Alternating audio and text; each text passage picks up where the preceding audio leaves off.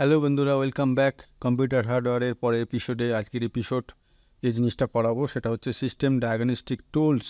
এই system diagnostic tools আমরা অনেক সময় দেখেছি বা সাধারণত আমরা ইউজ করি না এগুলো, বা ইউজ করে দেখি না, কিন্তু এর অনেক উপকারিতা আছে বা এর অনেক ফাংশান এবং ফিচার্স আছে যেগুলো তোমাদের এই কয়েকটা এপিসোডে তোমাদের এগুলোকে দেখাবো, শেখাবো, জানাবো। যারা দেখেছো এই সিস্টেম ডায়াগনস্টিক টুলস সম্বন্ধে উইন্ডোজ ব্যবহার করতে গিয়ে, তারা হয়তো পুরোপুরি ফাংশানগুলো, এই সব কিছু ফাংশান ইউজ করে দেখোনি।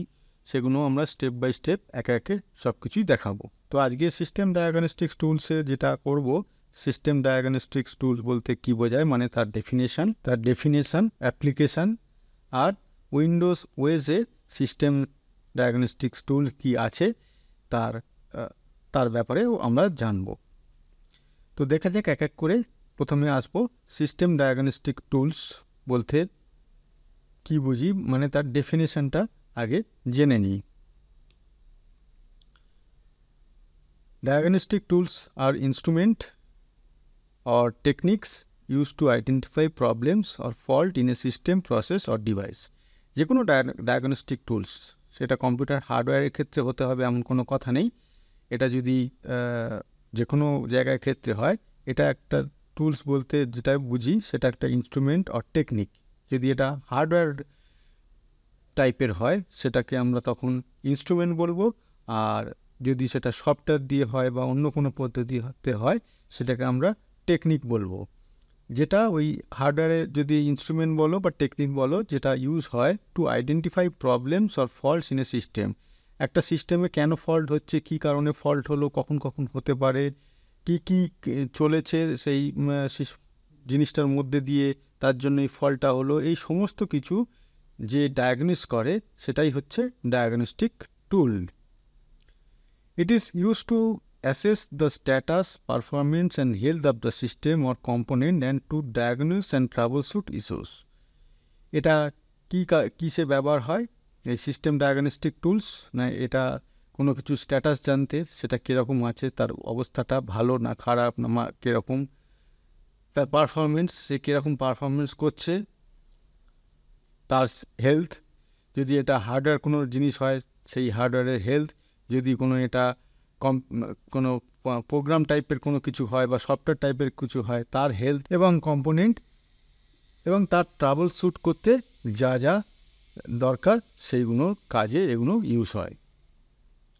ইট may be software programs, hardware devices, sensor etcetera. যেটা বললাম, এটা সফটওয়্যার দিয়েও হতে পারে, সফটওয়্যার চালিয়েও আমরা অনেক সফটওয়্যার প্রোগ্রাম আছে যেগুলো চালিয়ে আমরা বুঝতে পারি যে এটা তার হেলথ কেমন, সিস্টেমটার হেলথ কেমন, তার পারফরমেন্স কেমন, ইত্যাদি ইত্যাদি।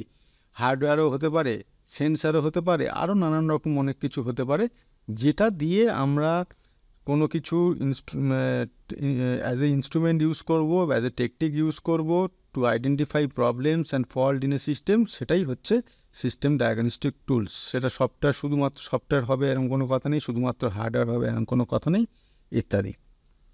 It analysis data, measures parameters, monitor performance and then generate report।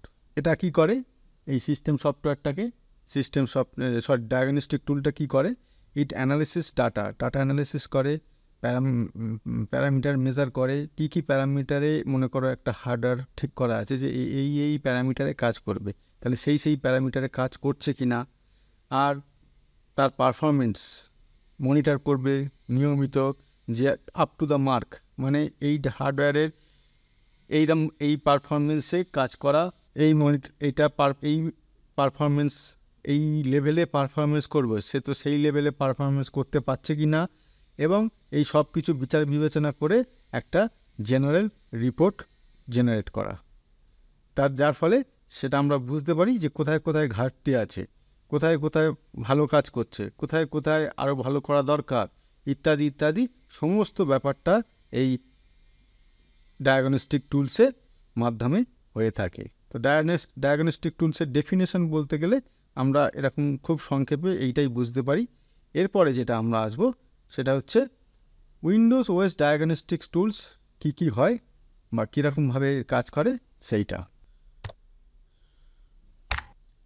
Windows OS diagnostic টুলসে কী আছে না, Windows OS diagnostic tools are a set of built in features. Built in মানে ওই উইন্ডোজ যখন আমরা OS লোড করব তার মধ্যেই এখানে ওই অ্যাপ্লিকেশানটা, ডায়াগনস্টিক টুলসের অ্যাপ্লিকেশানটা লোড হয়ে যাবে।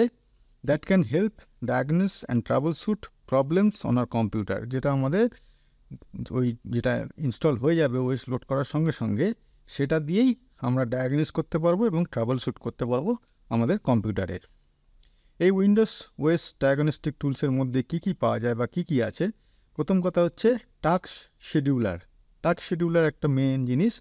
এটা কি না, task scheduler is a built in Windows tool that allows us to schedule automated tasks and scripts to run on our computer at specific times or in response to specific events. এই যে task schedule দিয়ে আমরা কি করতে পারি, automatic task এবং script schedule করতে পারি, রান করতে পারি ফর কোনো একটা স্পেসিফিক টাইমের জন্য, একটা নির্দিষ্ট টাইম শিডিউলের জন্য, ধরা যাক 1 ঘন্টার জন্য, বা এই সময় শুরু হবে সেই জন্য, অথবা কোনো স্পেসিফিক ইভেন্টস, সেখানে কোনো আমাদের কোনো ইভেন্টে রেসপন্স করতে হবে, মানে এই ইভেন্টটা চলাকালীন বা ইভেন্টটা শুরুর সময় বা ইভেন্টটা শেষের সময় কিছু একটা আমরা ওখানে মার্ক করে রাখলাম, সেইটা ঘটবে। এইটা আমরা টাস্ক শিডিউলারের মাধ্যমে করতে পারি। With task scheduler we can automate routine task such as backups, system maintenance and software updates. এছাড়া টাস্ক শিডিউলারের মাধ্যমে আমরা কী করতে পারি, আমরা ব্যাকআপ নিতে পারি। আমরা একটা টাস্ক বলে দিলাম টাস্কের মধ্যে যে এই সময় থেকে এই সময় ব্যাকআপ হবে, সেটা হয়ে যাবে। সিস্টেম মেনটেনেন্স, এই সময় থেকে এই সময় সিস্টেম মেনটেনেন্স হবে, সেটা হয়ে যাবে। সফটওয়্যার আপডেট, আমরা টাইম শিডিউল করে দিলাম, সেখানে ওই সময়ের মধ্যে বা ওই সময় পার্টিকুলারলি সফটওয়্যারটা আপডেট হয়ে যাবে। হ্যাঁ, অবশ্যই সিস্টেমটাকে অন থাকতে হবে, নাহলে আর কী করে হবে। We can create and manage task using the task scheduler user interface or the command line tool. এইটা schtasks.exe, এই কমান্ডটা যদি দিয়ে আমরা টাস্ক শিডিউলের এই অপশানটা কাজ করাতে পারি।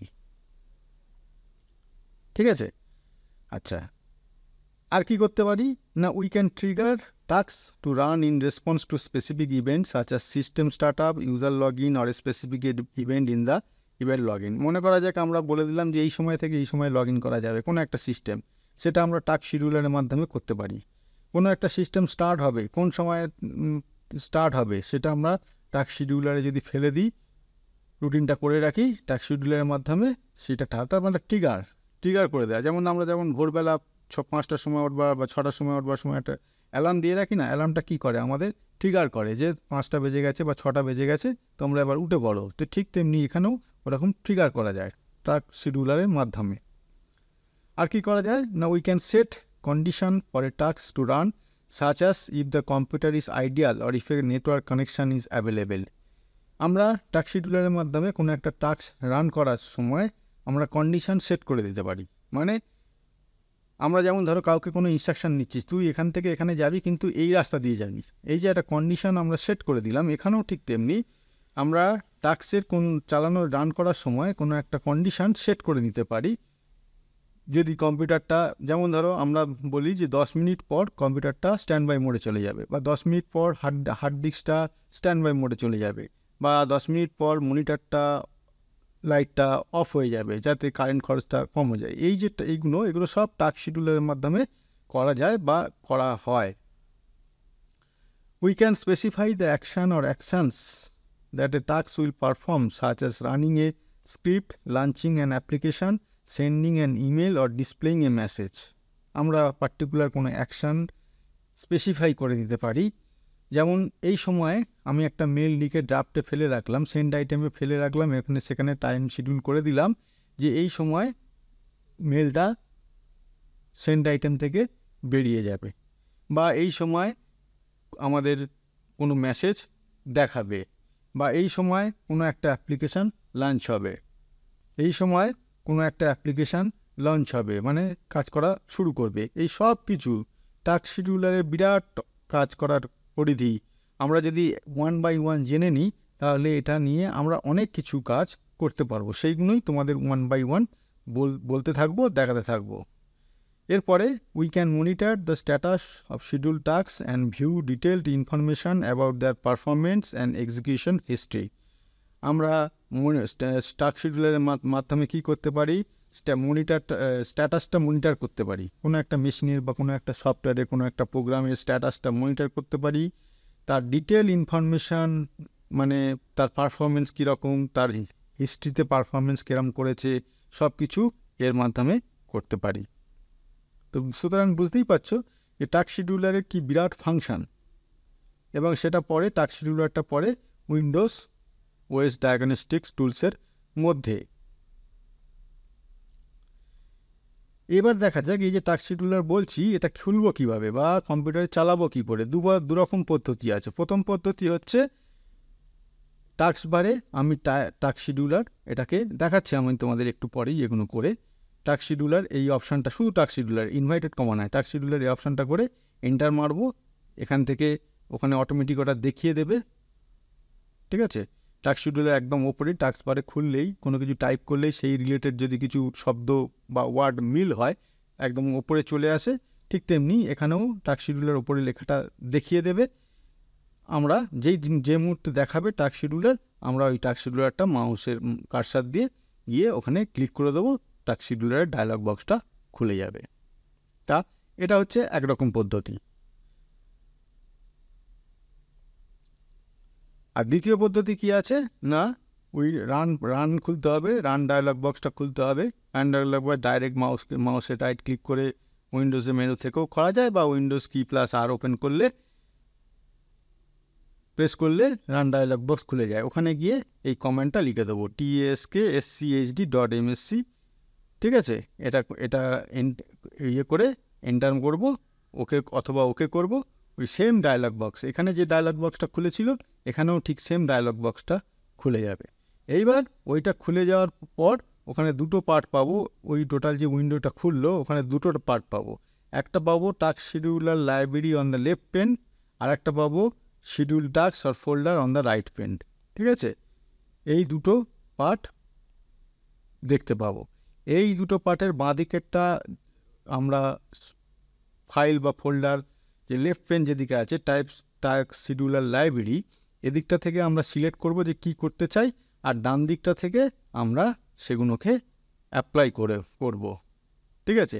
তো কীভাবে করব, অ্যাপ্লাই করতে হয়, তার কি আরও কি ফিচার্স আছে, কিভাবে না আছে, সেটা আমরা পরের দিন দেখব। আজকে এই পর্যন্ত আমরা করব, এরপরে করলে ভিডিও বেশি অনেক হয়ে যাবে। তার আগে এই দুটো আমরা তোমাদের দেখিয়ে নেব কিভাবে এটা উইন্ডোজ থেকে খোলা যায়। দেখিয়ে আমরা আজকের ভিডিওটা শেষ করব। তাহলে আমরা এটা দেখানোর আগে আরেকবার এখানে দেখে নিই কী করলাম আমরা। এখানে উইন্ডোজ সিস্টেম ডায়াগনস্টিক টুল কাকে বলে, তা কী তার ফাংশান, আর উইন্ডোজ সিস্টেম ডায়াগনস্টিক টুলসের মধ্যে উইন্ডোজ ওএস ডায়াগনস্টিক্স টুলস কী আছে। তার প্রথমটাই হচ্ছে টাস্ক শিডিউলার, এটা বিল্ট ইন ফিচার্স, মানে উইন্ডোজ লোড করলে এটা এর মধ্যে চলে আসবে। এই টাস্ক শিডিউলারের কী ফিচার্স আছে সেগুলো একটা একটা করে দেখলাম। টাস্ক শিডিউলার নিয়ে আমরা কত রকম কী করতে পারি আর কিভাবে সেটা ওপেন করা যায় উইন্ডোজে। এবার দেখব আমরা সেটা কিভাবে ওপেন করব, দেখে আমরা আজকের ভিডিওটা শেষ করব। আমরা তাহলে একবার দেখে নিই কীভাবে এটা খোলে। এটা এখানে যেরমভাবে লিখিয়েছি সেরমভাবে হচ্ছে কি না। তাহলে প্রথমে যেটা লিখেছি type task scheduler in the taskbar. তাহলে এখান থেকে এই যে টাস্ক বার, এখান থেকে আমরা কি টাইপ করব, টাস্ক শিডিউলার। এই দেখো ওপরে এসে গেছে, পুরোটা টাইপ করতে হয়নি, এখানে এসে গেছে। এইটাতে ক্লিক করলে, এটাতে আমরা ক্লিক করলে দেখো টাস্ক শিডিউল এই ডায়লগ বক্সটা খুলে যাচ্ছে। এখান থেকে এবার আমরা বিভিন্ন অপশান করে দেখাবো, সেটা আজকে নয়, সেটা পরের দিন। তো এই হচ্ছে টাস্ক শিডিউল। আর একটা যেটা পদ্ধতি বলেছি এখানে, যেটা হচ্ছে এখানে রান ডায়লগ বক্সটা খুলে এটাকে টাইপ করতে হবে। তাহলে আমি রান কীভাবে খুলবো, উইন্ডোজ কি দিয়েও হয়, এরকমভাবেও হয়, টাস্ক schd.msc, এটাই লেখা আছে taskschd.msc। ওকে করবো, এই দেখো খুলে যাবে। সেম জিনিসটা, সেম ডায়লগ বক্স, একটু আগে যেটা খুলেছিল এখনও সেটা খুলেছে। এইবার এখানে কি বললাম, বাঁদিকেরটা বাঁদিকেরটা কি বলেছি না, task per library on the left pane and selected task for folder on the right pane. তাহলে এখানে দেখো এই বাঁদিকেটা হচ্ছে এই লাইব্রেরি পেন, আর তার কীভাবে তার কী যে কাজ করব না করব ডিটেলস সেইগুলো আছে এই ডান দিকে, এই যেখানে অ্যাকশান, ঠিক আছে। তো এইগুলো এইবার আমরা পরের দিন যেটা দেখাবো কিভাবে কোনটা সিলেক্ট করে কি আমরা টাস্ক শিডিউল করতে পারি বা আমরা তার অ্যাডভান্টেজ নিতে পারি, এইটা আমরা স্টেপ বাই স্টেপ পরের দিন এটা দেখাবো। আজকে আমরা আর এগোবো না, ভিডিওটা অনেক বড় হয়ে যাবে। আজকে আমরা এইটুকুনি করে আমরা আজকে ভিডিওটা স্টপ করলাম।